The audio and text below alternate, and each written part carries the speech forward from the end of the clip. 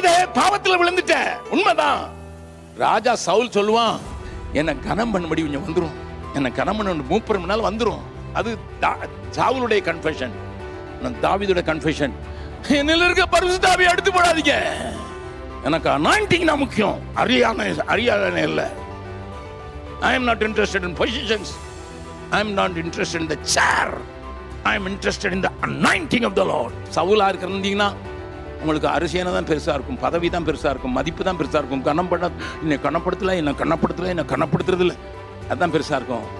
நான் அபிஷேகத்தை வாஞ்சிக்கிறேன், வேற ஒன்றும் சொல்ல மாட்டேன். ஆண்டவரே என்னை கைவிடாதிரும், என்ன இருக்கிற பரிசுத்தாவை எடுத்து விடாதிரும்.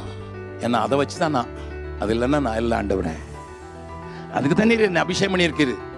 அதுதான் உனக்கு பிரியமானது செய்த காட்டும், உனக்கு சித்தமான வழியில் நடத்தும், உங்களுடைய தீர்மானத்தை நிறைவேறிக்க என் கண்களை திறக்கும்.